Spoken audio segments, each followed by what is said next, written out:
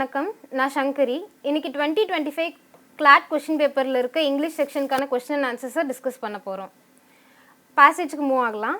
From a very early age, I knew that when I grow up, I should be a writer. I had the lonely child's habit of making up stories and holding conversation with imaginary persons, and I think from the very start my literary ambitions were mixed up with the feelings of being isolated and undervalued. இதில் author என்ன சொல்கிறாரு அப்படின்னா, அவர் சின்ன வயசுலேருந்தே அவருக்கு தெரியுமா அவர் வந்துட்டு வளர்கிறப்போ ஒரு எழுத்தாளர் தான் ஆக போகிறாரு அப்படிங்கிறது. I had the lonely child's habit of making up stories and holding conversations.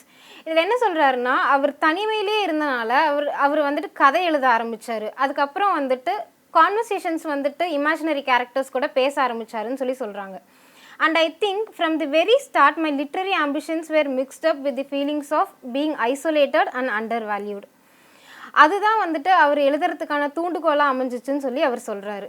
அது எப்படி இருந்துச்சுன்னா வந்துட்டு ஒரு தனிமைப்படுத்தப்பட்டு ஒரு ரொம்ப வந்துட்டு குறைந்தபட்சமாக அவர் மதிப்பிடுற மாதிரி தான் வந்துட்டு அவரோட ஆம்பிஷன் ஸ்டார்ட் ஆச்சுன்னு அவர் நினைக்கிறாரு. I knew that I had the facility with words and power of facing unpleasant facts. அவர் எழுத்துக்கான வல்லமை அவர்கிட்ட இருந்ததாக நினைக்கிறாரு. அப்புறம் வந்துட்டு அன்பிளசன்ட் ஃபேக்ட்ஸை வந்துட்டு அவர் ஃபீல் பண்ணுறாரு. அவர் ஏற்றுக்க முடியாத விஷயத்தை கூட அவரால் ஹேண்டில் பண்ண முடியும்னு அவர் நினைக்கிறாரு. I felt that this created a sort of private world in which I could get my own back for my failure in everyday life. இது அவருக்கான ஒரு தனிப்படுத்தப்பட்ட ஒரு உலகத்தை அமைச்சு கொடுத்துச்சு. அப்புறம் அவரால் வந்துட்டு டெய்லி ஃபெயிலியர்ஸை வந்துட்டு அவர்னாலே ஃபேஸ் பண்ண முடியும் அப்படிங்கிற ஒரு நம்பிக்கையை கொடுத்ததா ஆத்தர் நினைக்கிறாரு. I wanted to write enormous naturalistic novels with unhappy endings. அவர் என்ன நினைக்கிறாருன்னா, நிறைய நாவல்ஸ் எழுதணும், ரொம்ப இயல்பாக இருக்கணும், அதில் வந்துட்டு ரொம்ப நுண்ணியமான எழுத்துக்கள் இருக்கணும் அப்படிங்கிற மாதிரி நினைக்கிறாரு. Full of detailed descriptions and arresting similes, எல்லாமே வந்துட்டு ஒரு ஓசையோட ஒரு உவமையோடு இருக்கணும்னு ஆத்தர் நினைக்கிறாரு. And also full of purple passage in which words were partly used for sake of their sound.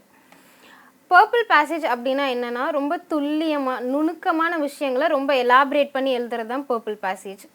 in which words were used for their sake of their soundன்னு சொல்லியிருக்கிறாரு. அது எதுக்காகனா, அது நம்ம படிக்கிறப்போ அது ஒரு நல்ல இனிமையான ஓசையோடு இருக்கணும் அப்படிங்கிறதுக்காக அப்படி எழுதியிருக்காருன்னு சொல்கிறாரு. I give all the background information because I do not think one can access writer's motives without knowing something of his early development. இவர் ஏன் இந்த பேக்ரவுண்ட் இன்ஃபர்மேஷன்லாம் கொடுக்குறாரு அப்படின்னா, ஒருத்தரோட எழுதுறதை பற்றி தெரியறதுக்கு முன்னாடி அவர் எந்த காலத்தை சார்ந்தவர் அப்படிங்கிறத படிக்கிறவங்களுக்கு தெரிஞ்சிருக்கணும்னு அவர் நினைக்கிறாரு. His subject matter will be determined by the age he lives in. அவருக்கு அவர் எழுதுறதை பற்றி எப்படி தெரிஞ்சிருக்கும் அப்படின்னா, அவர் வாழ்ந்த சமயத்திலிருந்து தான் அது அவருக்கு அமைஞ்சிருக்கும்னு நினைக்கிறாங்க.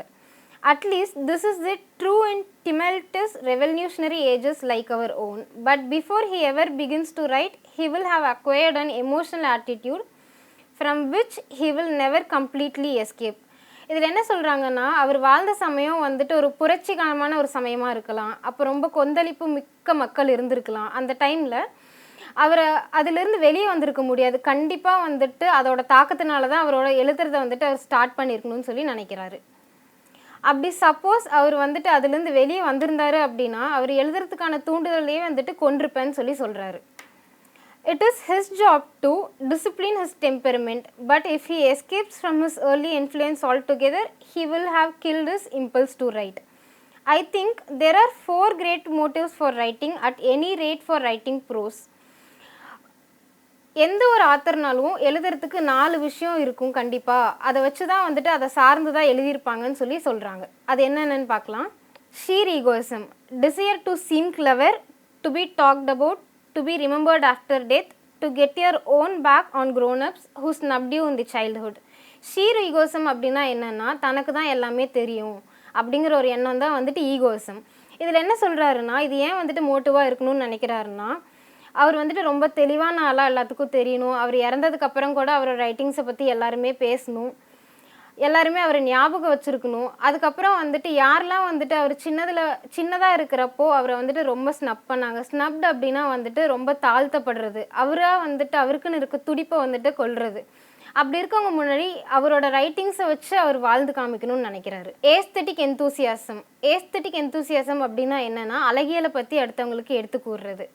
Desire to share an experience which one feels is valuable and ought not to be missed. இதில் என்ன சொல்கிறாருன்னா, இந்த அழகியலை பற்றி நம்ம எக்ஸ்பீரியன்ஸ் பண்ணுறத அடுத்தவங்களுக்கு வந்துட்டு கண்டிப்பாக வந்துட்டு ஷேர் பண்ணியே ஆகணும். இப்படி ஒரு விஷயத்த வந்துட்டு யாருமே வந்துட்டு லைஃப்பில் விட்டுறக்கூடாது. அது ஒரு விலை மதிக்க முடியாத விஷயமா அவர் நினைக்கிறாரு. ஹிஸ்டாரிக்கல் இம்பல்ஸ் அப்படின்னா என்னென்னா, வரலாற்று தன்மையை எடுத்து கூறுறது. Desire to see things as they are, to find out true facts and store them up for the use of posterity. உள்ள விஷயத்த உள்ள மாதிரியே கூறுறது. சப்போஸ் இந்த ரைட்டர் வந்துட்டு 80s இந்த ரைட்டிங்ஸ் எழுதியிருக்காரு அப்படின்னா, நம்ம இப்போ படிக்கிறப்போ அந்த டைமில் என்னென்ன இருந்துச்சு, அங்கே ரோடெலாம் எப்படி இருந்துச்சு, அங்கே யாரெல்லாம் இருந்தாங்க, அந்த சமயத்தில் என்னென்னலாம் நடந்துச்சு அப்படிங்கிறத நம்மளால் இப்போ உணர முடியும். அதை சொல்கிறது தான் historical impulse. Next political purpose அப்படின்னா, ஒரு ஆத்தர் என்ன நினைப்பார் அப்படின்னா, படிக்கிறவங்க வந்துட்டு அவர் எழுதுறதோட வழியில் போகணும்னு சொல்லி நினைப்பார். Desire to push the world in certain direction, to alter other people's ideas of the kind of society that they should strive after. Next questions பார்க்கலாம். For the author, aesthetic enthusiasm is an important motive of writing because it. ஆத்தருக்கு வந்துட்டு aesthetic enthusiasm அப்படிங்கிறது ஏன் வந்துட்டு ஒரு முக்கியமான விஷயமா இருக்கணும்னு சொல்லி நினைக்கிறாருன்னு கேட்குறாங்க. இப்போ ஆப்ஷன்ஸ் பார்க்கலாம். Shapes the thoughts, create and artistic piece, becomes invaluable and non utilitarian. இதை நீங்கள் வந்துட்டு பேசேஜை கரெக்டாக படிச்சிருந்தா தெரிஞ்சிருக்கும். 4 மோட்டிவ்ஸ் இருக்குது. அதில் செகண்ட் மோட்டிவ் வந்துட்டு ஏஸ்தட்டிக் எந்தூசியாசம். இதில் என்ன சொல்லியிருக்காங்கன்னா, desire to share an experience which one feels is valuable and ought not to be missed. இது வந்துட்டு ஒரு விலை மதிக்க முடியாத விஷயமா நினைக்கிறாங்க. So answer will be becomes invaluable. Second question பார்க்கலாம். The author strongly advocates the writer to. Author வந்துட்டு எழுத்தாளர்களுக்கு என்ன சொல்கிறாரு, என்ன ஒரு விஷயத்தெல்லாம் ஃபாலோ பண்ணணும்னு நினைக்கிறாரு அப்படின்னு சொல்லி பார்க்கலாம். Options: avoid any egoistic impression in their work, be apolitical in their approach, be contemporary in their treatment of their work and none of the above. இதுவுமே வந்துட்டு நீங்கள் பேசேஜில் பார்த்தீங்கன்னா தெரியும். 4 மோட்டிவ்ஸ் என்னென்னா, sheer egoism, aesthetic enthusiasm, historical impulse and political purpose. இந்த 4 தான் வந்துட்டு முக்கியமான மோட்டிவாக கொடுத்துருக்காங்க. பட் நம்மளுக்கு ஆப்ஷன்ஸில் என்ன கொடுத்துருக்காங்கன்னா, ஈகோசமே இருக்கக்கூடாது, எல்லாமே அப்பொலிட்டிக்கல் அப்ரோச்சாக இருக்கணும். அப்புறம் இப்போ கான்டெம்பரரி அப்படின்னா இப்போ உள்ள விஷயத்தை பற்றி எழுதுறது. பட் அவர் ஹிஸ்ட்ரி பற்றி தான் சொல்லியிருக்காரு. So the answer will be none of the above. Third question, which of the following is the synonym for the word tumultuous. Tumultuous அப்படின்னா என்னென்னா, ஒரு கொந்தளிப்பான விஷயம், ரொம்ப ஒரு சத்தமாக இருக்கிறது, ஒரு கண்ட்ரோலே இல்லாமல் இருக்க ஒரு சவுண்ட் அப்படிங்கிறது தான் டிமல்டியஸ்ன்னு சொல்லுவோம். 4 ஆப்ஷன்ஸ் கொடுத்துருக்காங்க. Chaotic, turbulent, disorderly and all of the above. Chaotic அப்படின்னா என்னென்னா, ரொம்ப வந்துட்டு கன்ஃபியூஸ்டு ஸ்டேட்டில் இருக்கிறது, எப்போவுமே வந்துட்டு ஒரு கன்ஃபியூஷன்லேயே இருக்கிறது தான் கேயாட்டிக்னு சொல்லுவோம். டர்புலண்ட் அப்படின்னா என்னென்னா, ஒரு விஷயத்தை வந்துட்டு கண்ட்ரோலே பண்ண முடியாமல் இருக்கிறது, அங்கே ரொம்ப மேபி அது வயலன்ஸ்னாலேயா இருக்கலாம், இல்லை ஏதோ ஒரு காரணத்தினால வந்துட்டு அன்கண்ட்ரோலபிளாக இருக்கிறது. டிஸார்டர்லி அப்படிங்கிறதும் அதுதான், அண்டர் கண்ட்ரோல் இல்லாமல் வந்துட்டு அதுவாக ஒரு டிஸ்அக்ரிமெண்ட்டில் போகிறது தான் வந்துட்டு டிஸார்டர்லின்னு சொல்லுவோம். இப்போது இந்த டிமல்டியஸ் அப்படிங்கிற வேர்டுக்கு எல்லாமே வந்துட்டு ரொம்ப பக்கத்தில் இருக்கிற மீனிங்கில் தான் தருது. So the answer will be all of the above. Fourth question, George Orwell's loneliness during childhood led to. George ஆர்வெலோட லோன்லினஸ் எதுக்கு வந்துட்டு அவர் வழிவகுத்துச்சு அப்படின்னு சொல்லி கேட்குறாங்க. Options: estrangement with his father, unhappy days, making up stories and unpleasant incidents. Estrangement அப்படிங்கிற word அப்படின்னா என்னென்னா, பிரிவுன்னு சொல்லி அர்த்தம். அவர் தனிமையாக இருக்கப்போ அவர் அவங்க அப்பாட்டிருந்து பிரிஞ்சுட்டாரா, இல்லை வந்துட்டு அவரோட டேஸ் அன்ஹாப்பியாக இருந்துச்சா, அவர் ஸ்டோரிஸ் மேக் பண்ணாரா, இல்லை வந்துட்டு நிறைய ஏற்றுக்க முடியாத இன்சிடென்ட்ஸ் எல்லாம் வந்துட்டு ஃபேஸ் பண்ணாரான்னு கேட்குறாங்க.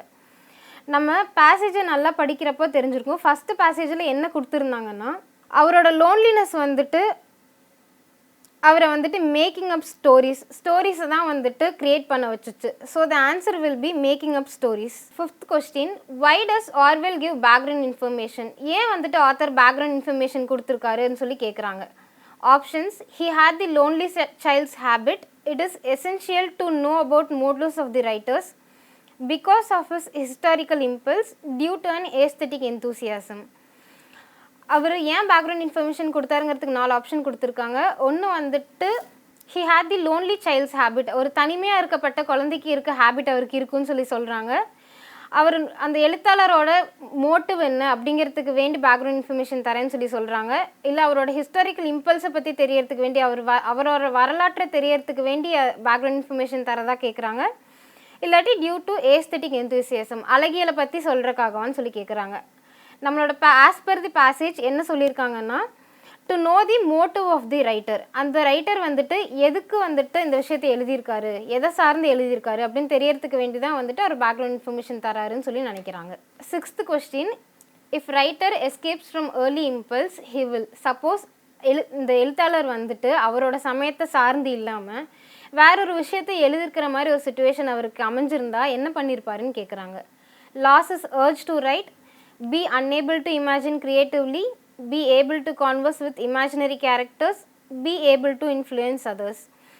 அவருக்கு எழுதுறதுக்கான துடிப்பை கொண்டிருப்பாரா, இல்லை இமேஜினரியாக ஒரு விஷயத்தை அவரால் யோசிக்க முடியாமல் போயிருக்குமா, இல்லை ஒரு இமேஜினரியான கேரக்டர்ஸ் கூட அவராக யோசிச்சு சில கேரக்டர்ஸ் கூட பேசிகிட்டு இருந்திருப்பாரா, இல்லை இதனால் அடுத்தவங்களுக்கு அவர் ஒரு வழிகாட்டியாக இருந்திருப்பாரான்னு கேட்குறாங்க. ஆஸ் பர் தி பேசேஜ் அவர் அவரோட எழுதுறதுக்கான துடிப்பை கொண்டிருப்பார். இதில் இருக்க கஷ்டமான வேர்ட்ஸ் என்னென்னு பார்க்கலாம். டிமெல்டியஸ்ங்கிற வேர்ட் பார்த்தோம். டிமெல்டியஸ் அப்படின்னா என்னென்னா, characterized by loud noise, intensely disturbed and or chaotic.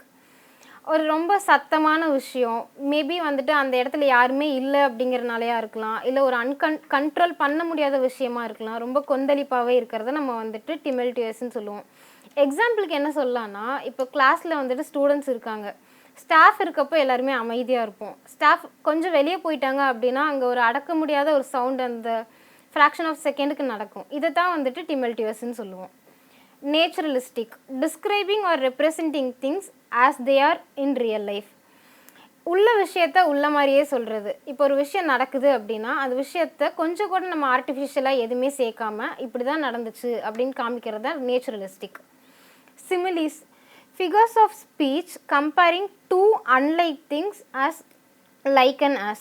ஒரு ஒப்புமையே இல்லாத ஒரு ரெண்டு விஷயத்தை எடுத்துக்கிட்டு அதுக்கு லைக் அண்ட் ஆஸ் கொடுத்து கம்பேர் பண்ணுறது தான் சிமிலிஸ்ன்னு சொல்லுவோம். இது நம்ம ஃபிகர்ஸ் ஆஃப் ஸ்பீச்சில் பார்ப்போம்.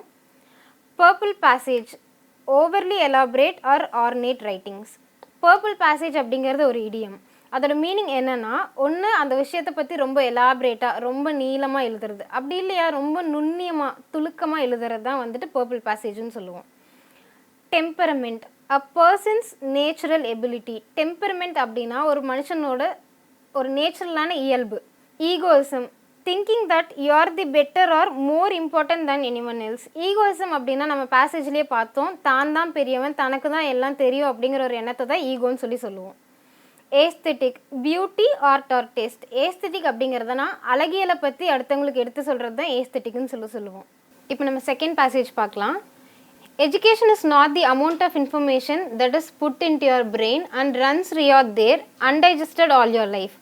கல்வி அப்படிங்கிறது வெறும் இன்ஃபர்மேஷனை மட்டும் உங்கள் பிரெயின்குள்ளே போட்டு ஸ்டோர் பண்ணிவிட்டு ஒரு கண்ட்ரோலே இல்லாமல் லைஃப் லாங் அன்டைஜஸ்டடாக ஓடிட்டே இருக்க ஒரு விஷயமா மட்டும் இருக்கக்கூடாதுன்னு சொல்கிறாரு.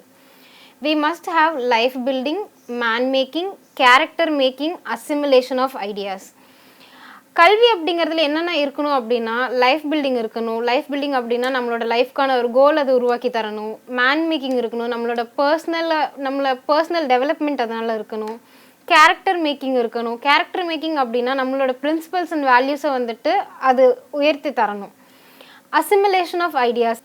அசிமிலேஷன் அப்படின்னா என்னென்னா, நிறையா விஷயம் நம்மளுக்கு நிறைய ஐடியாஸ் இருக்கும், அது ஒன்று சேர்ந்து ஒரே ஒரு விஷயமா வெளித்தரது தான் அசிமிலேஷன் சொல்லுவோம். If education were identical with information, the libraries are the sages in the world and encyclopedias are the rishis. இப்போ எஜுகேஷன் அப்படிங்கிறது வெறும் இன்ஃபர்மேஷனை சார்ந்தது மட்டுமா இருந்திருந்தா எப்போது லைப்ரரிஸ் எல்லாம் முனிவர்களாகவும் என்சைக்ளோபீடியாஸ் எல்லாம் ரிஷியாகவும் மாறி இருக்கும் அப்படின்னு சொல்கிறாரு. Getting by heart the thoughts of the others in a foreign language and stuffing a brain with them and taking some university degree. You consider yourself educated?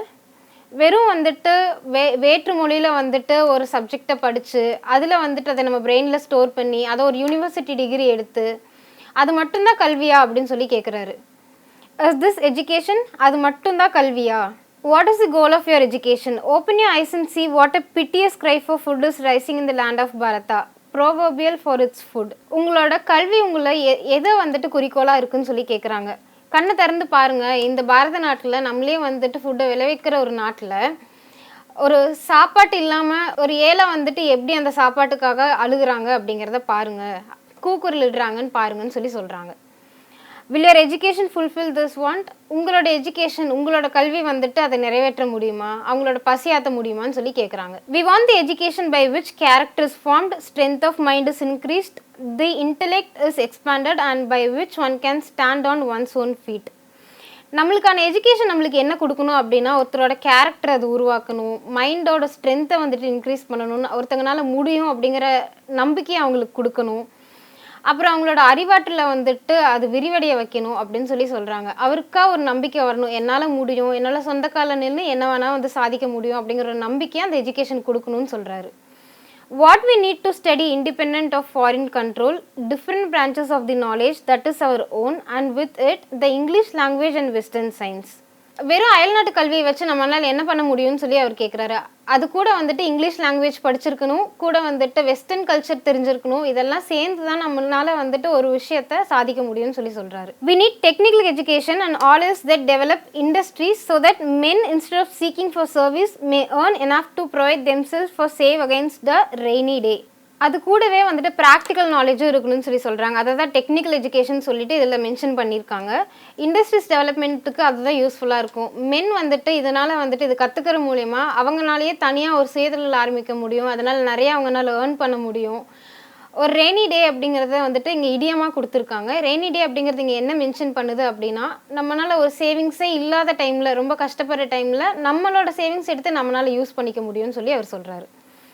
The end of the education, all training should be man making. எல்லாத்தோட எண்ட்லேயுமே இந்த கல்வி அப்படிங்கிறத வந்துட்டு ஒரு மனுஷனை உருவாக்குறத ஒரு விஷயமா இருக்கணும், அவங்களுக்கான நல்ல வேல்யூஸை கொடுக்குற ஒரு விஷயமா இருக்கணும்னு சொல்லி சொல்கிறாங்க. The end of the aim of all training are to be make a man grow. அதே விஷயத்தை தான் திருப்பி சொல்கிறாங்க. எண்ட் ஆஃப் தி எல்லா ட்ரைனிங்கோட எண்ட்லேயுமே வந்துட்டு அதை நம்மளை உருவாக்குற ஒரு விஷயமா இருக்கணும், சும்மா வந்துட்டு ஒரு புக்கில் படிக்கிற ஒரு விஷயமா மட்டும் இல்லாமல் அதுலேருந்து நம்ம நிறைய எடுத்துக்கணும்னு சொல்லி சொல்கிறாங்க. The training by which the current expression of will are brought under control and become fruitful is called education.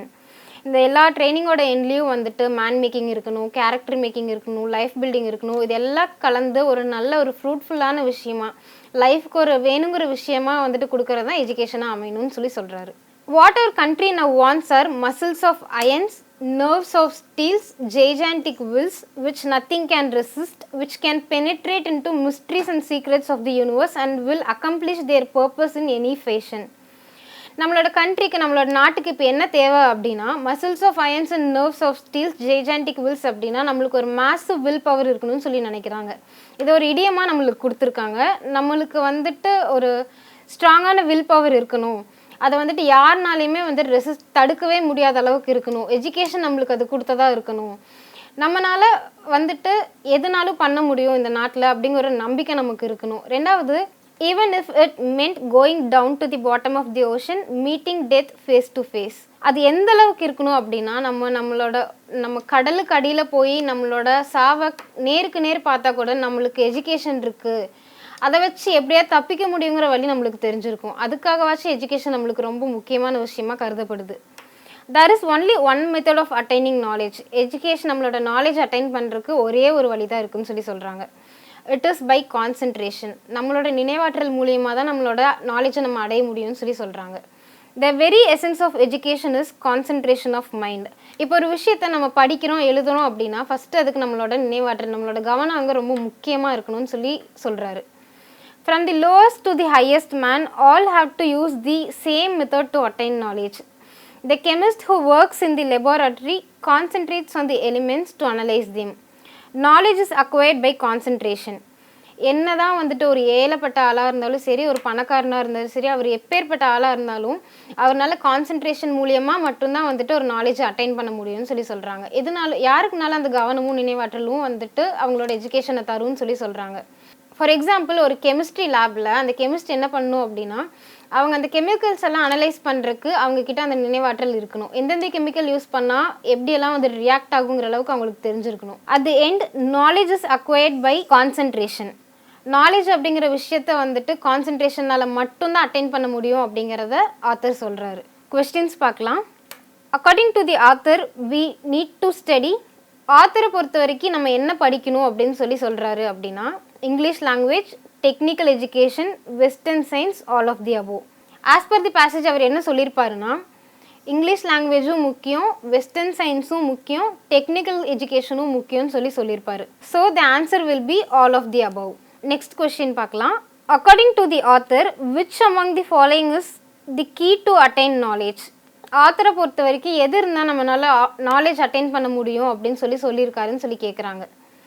Options: university degree, library, concentration of mind, hard work and sports training. இந்த பேசேஜில் நம்ம லாஸ்ட்டில் என்ன பார்த்தோம் அப்படின்னா, knowledge அப்படிங்கிறது வெறும் கான்சன்ட்ரேஷனால் மட்டும்தான் அட்டைன் பண்ண முடியும் அப்படின்னு அவர் சொல்லியிருப்பார். So the answer will be concentration of mind. Next question பார்க்கலாம். Which of the following word is related to the word assimilation? Options: integration, adjustment, acclimatization and all of the above. Assimilation அப்படின்னா என்னன்னா, absorbing and integrating new information and ideas. ஒரு விஷயத்தை உணர்ந்து ரெண்டு ஐடியாஸாக இருக்கிறத ஒன்று சேர்ந்து ஒரே ஐடியாவாக உருவாக்குறது தான் வந்துட்டு அசிமுலேஷன் சொல்லுவோம். அதில் கொடுத்துருக்க ஆப்ஷன்ஸில் இன்டிகிரேஷன், அட்ஜஸ்ட்மெண்ட் அண்ட் அக்ளைமேட்டைசேஷன்னு பார்த்தோம். இன்டிகிரேஷன் அப்படின்னா என்னென்னா, combining parts to form a whole. ரெண்டு விஷயத்தை ஒன்று சேர்ந்து ஒரு புது விஷயமாக உருவாக்குறது தான் இன்டகிரேஷன்னு சொல்லுவோம். அட்ஜஸ்ட்மெண்ட் அப்படின்னா என்னென்னா, ஒரு புது விஷயத்துக்கு நம்மளால் மாற முடியுது, அதை நம்மளால் ஏற்றுக்க முடியுது அப்படிங்கிறது தான் வந்துட்டு நம்ம அட்ஜஸ்ட்மெண்ட் அப்படின்னு சொல்லுவோம். அக்ளைமேட்டைசேஷன் அப்படின்னா என்னென்னா, adapting to the new environment. ஒரு புது இடத்துல இருக்கும், நம்ம புதுசாக அங்கே போகிறோம் அப்படின்னா அங்கே நம்மளை ஃபிட் பண்ணிக்கிறது தான் வந்துட்டு அக்ளைமேட்டைசேஷன்னு சொல்லுவோம். இப்போது இங்கே கொடுத்துருக்க 3 வேர்ட்ஸுமே வந்துட்டு இது எல்லாத்துக்குமே சினோனியமாக எக்ஸாக்ட் மீனிங் இல்லாமல் கொஞ்சம் ஒத்து போகிற மாதிரி மீனிங் தருது. So answer will be all of the above. Next question. Education as described by the author means, education அப்படிங்கிறத ஆத்தர் என்னவா பார்க்குறாருன்னு கேட்குறாங்க. Options: information, library, degrees, none of the above. As per the passage அவர் என்ன சொல்லியிருப்பாருன்னா, இது 3மே வந்துட்டு education இல்லைன்னு சொல்லியிருப்பார். அவரை பொறுத்த வரைக்கும் man making, life building and character building தான் வந்துட்டு எஜுகேஷன் நம்பியிருப்பார். So the answer will be none of the above. Next question பார்க்கலாம். As per the author the aim of education should be. Author வந்துட்டு எஜுகேஷனோட எய்ம் என்ன, அதோட குறிக்கோள் என்னவா இருக்கணும்னு நினைக்கிறாருன்னு கேட்குறாங்க. Options: to help a person build his or her character, to help a person earn his or her livelihood, to help a person develop his or her intellect, all of the above. As per the passage அவர் என்ன சொல்லியிருப்பாருன்னா, அதை strength of the mind increase பண்ணணும், இன்டெலெக்டை expand பண்ணணும், அவருக்கு வந்துட்டு கேரக்டரை ஃபார்ம் பண்ணி தரணும் அப்படிங்கிறத சொல்லியிருப்பார். இது எல்லாமே வந்துட்டு நம்மளுக்கு ஆப்ஷன்ஸில் கொடுத்துருக்காங்க. So answer will be all of the above. Next question பார்க்கலாம். According to the author the country wants. ஆத்தரை பொறுத்த வரைக்கும் கண்ட்ரிக்கு என்ன தேவைப்படுதுன்னு கேட்குறாங்க. Massive will power, spirit of philanthropy, iron and steel industries, all of the above. As per the passage நம்ம நாட்டுக்கு என்ன தேவை அப்படிங்கிறத ஒரு இடியமாக கொடுத்துருப்பாங்க. Muscles of iron, nerves of steels and gigantic will. அதோட மீனிங் என்ன அப்படின்னா, நம்மளுக்கு ஒரு மேசிவ் வில் பவர் இருக்கணும் அப்படிங்கிறது தான். So the option will be massive will power. Next இதுக்கான கஷ்டமான வேர்ட்ஸ் பார்க்கலாம். அசிமுலேஷன் அப்படிங்கிற வேர்டு என்னன்னு பார்க்கலாம். The process of absorbing and integrating new information, ideas or cultures. ஒரு விஷயத்த உணர்ந்து ரெண்டு மூணு விஷயமா இருக்கிறத ஒன்றா இணைச்சு அதுலேருந்து கிடைக்கிற ஒரு விஷயத்தை தான் அசிமுலேஷன் சொல்கிறோம். பிட்டிஎஸ், அரௌசிங் ஆர் டிசர்விங் பிட்டி ஆர் சிம்பத்தி. அப்படின்னா ரொம்ப பாவமாக நினைக்கிறது. பிட்டி அப்படிங்கிறது ஒருத்தங்களை பார்த்து இறக்கப்படுறது, அதுதான் பிட்டிஎஸ்ன்னு சொல்லுவோம். Proverbial, widely known or referred to often a way that is become a common saying. இப்போ ப்ராவர்ப் அப்படின்னா பழமொழின்னு சொல்லுவோம். அடிக்கடி நம்ம நாட்டில் யூஸ் பண்ணிட்டு இருக்க ஒரு விஷயத்தை தான் ப்ரோவர்பியல் அப்படின்னு சொல்லுவோம். ஜெய்ஜாண்டிக் அப்படின்னா என்னென்னா, எக்ஸ்ட்ரீம்லி லார்ஜ். அது ஒரு பெரிய விஷயமா இருக்கலாம், இல்லை அந்த விஷயத்தை நம்ம மிகைப்படுத்தி கூறுறதா கூட இருக்கலாம். ரொம்ப ஸ்ட்ராங்கான விஷயமா இருக்கணும்னு சொல்கிறாங்க. இன்றைக்கான எபிசோடில் நம்ம ஜார்ஜ் ஆர்வெல் அவரோட பேசேஜில் என்ன சொல்லியிருக்காரு, அவர் ரைட்டர்ஸை பற்றி என்ன சொல்லியிருக்காரு, அவரோட ரைட்டிங்ஸ் எதை பற்றி இருந்துச்சுங்கிறத பற்றி பார்த்தோம். செகண்ட் பேசேஜில் விவேகானந்தர் எஜுகேஷனை பற்றி என்ன சொல்லியிருக்காரு, ஒரு மேனுக்கு என்ன தேவைப்படுது, எஜுகேஷன்னா அதோட கோல் என்ன அப்படிங்கிறத பற்றி எல்லாம் பார்த்தோம். இனி நெக்ஸ்ட் எபிசோடில் 3rd and 4th பேசேஜையும் அதுக்கான கொஸ்டின் ஆன்சர்ஸையும் டிஸ்கஸ் பண்ணலாம். தேங்க்யூ.